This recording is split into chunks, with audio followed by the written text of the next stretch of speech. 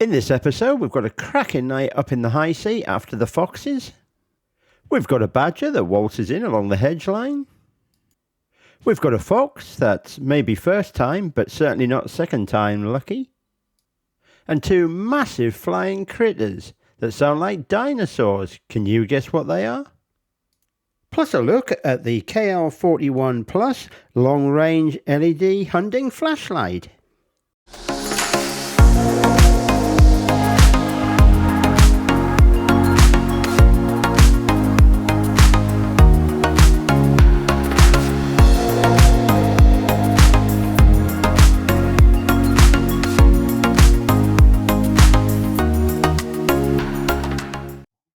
Hi guys, and welcome to MFL Outdoors, and tonight we're back on the foxes. Quite warm tonight, it's about 15 degrees. So I am going to put the coat on because although it's still quite warm tonight, once you actually get up in the high seat and you're just stationary sitting there and you're up a height, and we have got a bit of a wind there tonight as well, you soon cool down. Well, that's what I'm hoping anyhow, because it's quite warm down here. But I need the old pockets to put stuff in as well, so yeah, and a bit extra protection because it is swarming with midges tonight. I've had to put the old smidge on. No, I'm not sponsored by them, but I don't know if you've used it. It's a cracking bit of kit, and it has none of the horrible things in like DEET. Definitely worth a try if you get plagued by midges like I do. Anyhow, I'm going to get the gear together. I'm going to make my way up in the high seat. I might have a quick look around with the thermal first just to make sure there's nothing loitering in the bottom fields. And then I'll get myself settled in before darkness comes in. Anyhow, tonight I'm using the Sako A3 Stainless Custom in 243. I'm using the ThermTec Aries 2 650L thermal scope, and I'm using the InfiRay Unique UH50 spotter tonight. It's back in action. It actually was so hot a while back there. I was out on the night and it completely shut down on me. I thought there was something wrong with it, but it wasn't. It was just the protection in it, stopping the shutter from opening up. So anyhow, all good there. So I'm going to have a quick look round, see what's about, and if there's nothing, I'll see you up in the high seat.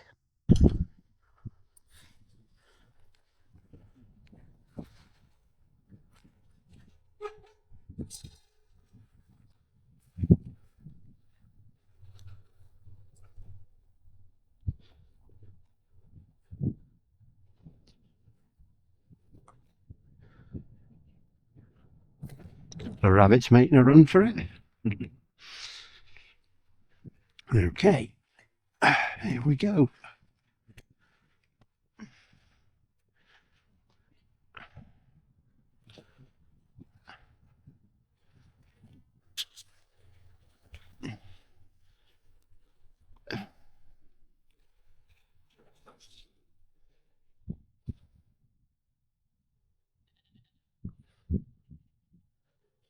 Right, unfortunately, one of those branches is blocking my view, as you can see.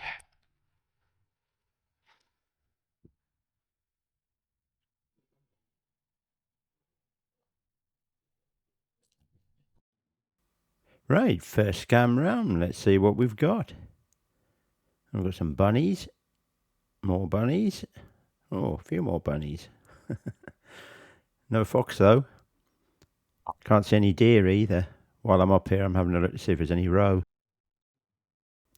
I've been giving some squeaks on the roe caller now for a little while to see if I can bring a roebuck in from the woodland that's around us. But no such luck on that score, so it looks like the freezer will remain empty for a little while longer. Anyhow, I'm going to hang on here. Hopefully at some point we'll get a fox coming in during the night.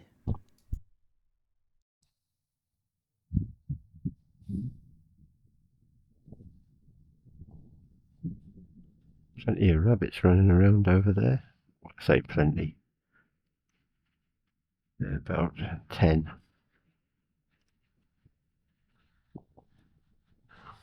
Well, it's been about an hour, but here's our first fox coming down the track. It's actually come through on the field below me, which is a bit awkward because the chances are he's going to continue on through the gate and come up behind me. And that's exactly what it does. It mulls around in that field for a while and then disappears off to my left and I lose sight of it.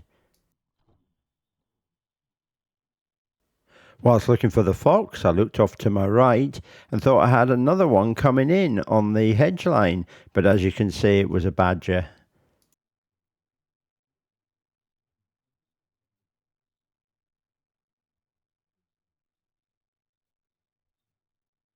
Whilst watching the badger, I kept looking over to my left and looking behind me to see if that fox would turn up, and eventually, sure enough, it came out in the big field behind me. So I basically had to turn round in the high seat and put the gun over the back looking down, which isn't very comfortable, I've got to say.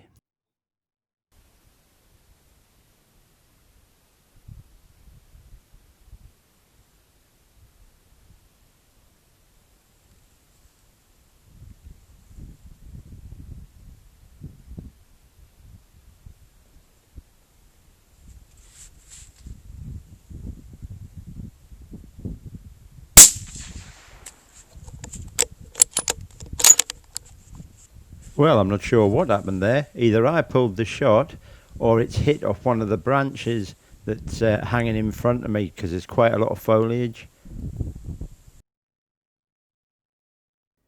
I decided to stay on to see if it would show up again because it was just a youngster and I didn't think it had anywhere else to go really.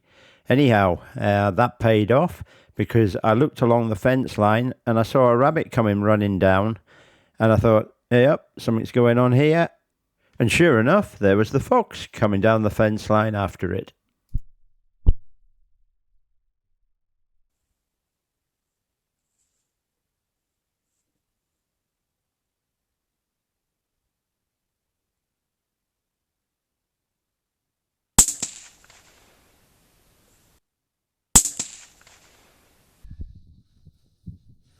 I knew if I waited long enough it would show up again. I'm still sitting in the high seat. It's about 1:30 now. So yeah, I was just scanning and I saw a rabbit running down the fence line, the one you saw on the thermal. And I flicked to the side and there was the fox coming down. So I quickly went over to the rifle and as you saw, the rest spoke for itself. And then I'm going to give it a bit longer and then I'm going to make my way across and see if we can pick that one up. Just looked above me through the trees and there we've got the moon out. I love the way the thermal picks that up. Anyhow, I've had a good sit around. It's about 1:45 now. I haven't seen anything else, so I think I'll maybe call it quits at that. Still got that bunny rabbit there that I saved, that the fox was deciding to come down after.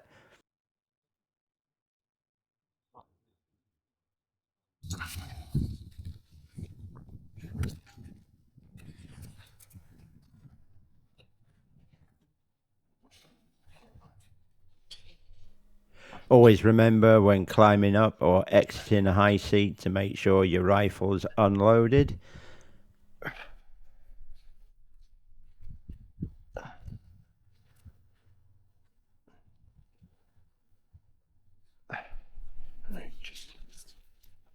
Just hit my seat.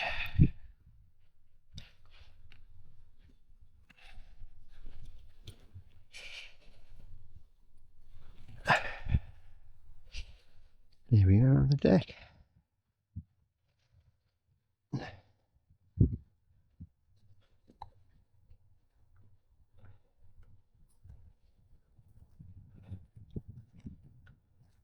Put my pillar here. I don't forget it, which is what I normally do. Right, we'll make our way across and go and get that fox.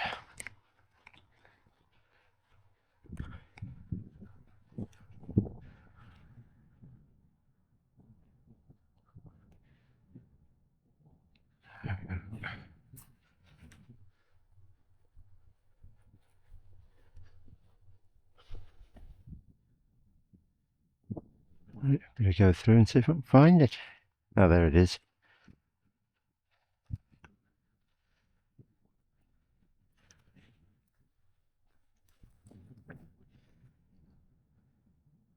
See if you can see it just through there. We'll have to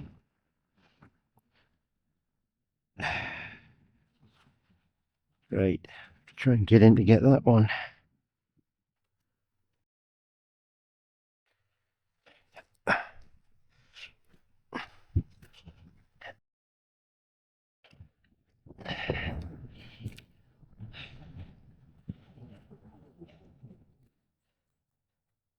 Just a youngster.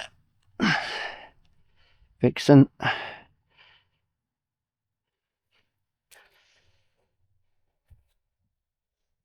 Right, get that one back to the truck.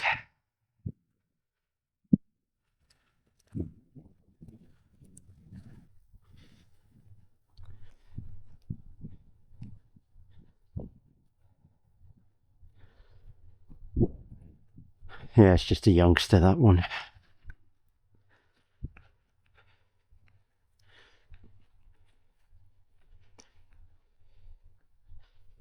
Right, this one.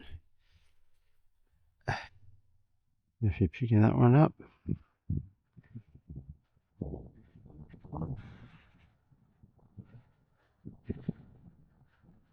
It's fascinating watching them, isn't it? As long as they stay there and not in the high seat, that does me. Yeah. I just got back to the truck and thought I'd give one last scan around the big field. And here's my friend the Tawny owl coming across. Looks like it's heading straight for me, actually. Perhaps it's coming to say hello.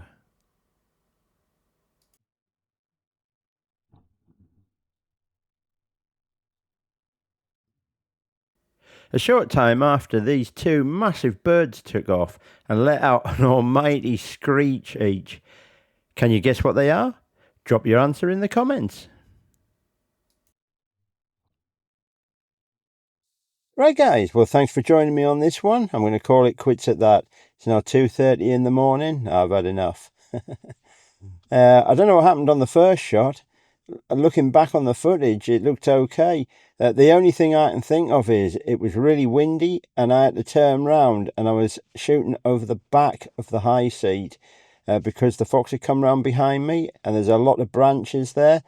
And I'm wondering if I hadn't seen it with the thermal and it's hit one of the branches when I took the shot.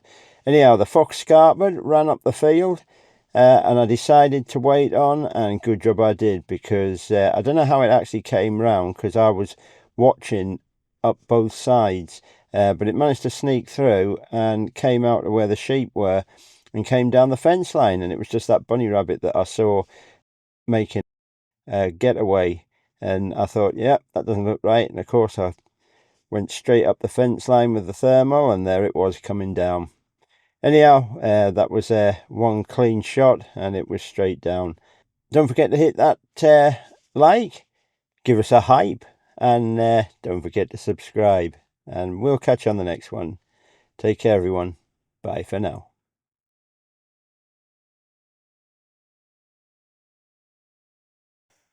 Right, well, I hope you enjoyed the foxing video. Now for something a little bit different. I've been sent a light by Odepro. It's a long-range LED flashlight, the KL41 Plus. If you remember, I did a review on one of the other lights a while ago. That had the 3 colours in one, where you could switch them with a rotary dial without having to take the torch to bits. Anyhow, this one has different pills, so you do have to swap them out. But if you're only going to use the infrared for a night, you know, there's no way of knocking any rotary button and changing it or anything like that. So that's one benefit of having that sort of system. It comes in a sturdy box. I have been using it for quite a while now in different scenarios to see what it's like. But I'll show you what's in the box first. Same sort of box as the last one I reviewed. You get the remote tail switch.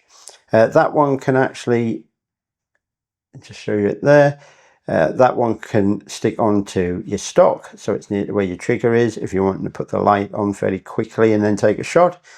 You get your 18650 batteries, you get 2 of them. You get 3 pills, you get a white, a green and an 850 IR. You get the torch itself, you get the battery charger, instructions, and you get 2 different types of mounts. You get the basic scope mount, which a lot of lights have included.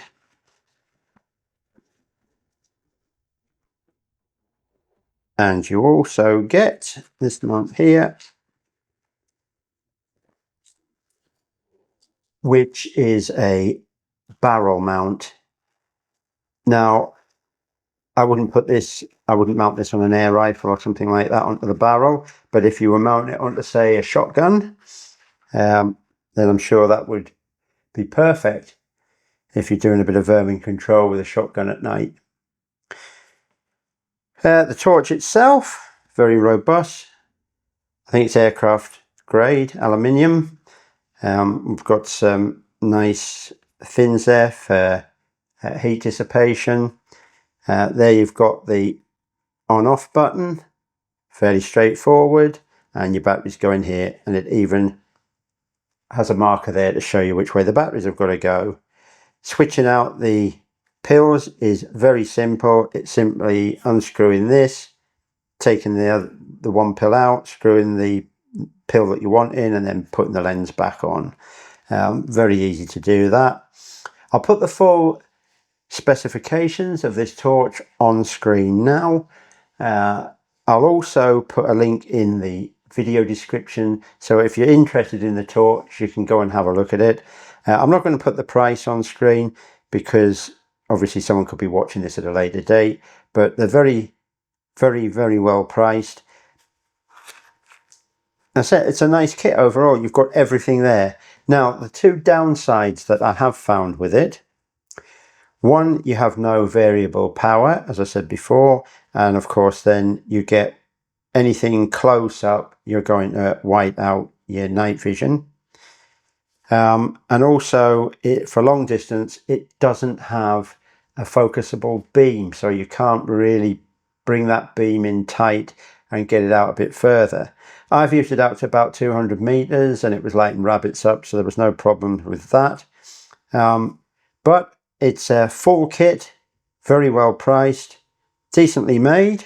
I haven't found anything wrong with the operation of the torch. If you're using it just as a torch, it's fantastic.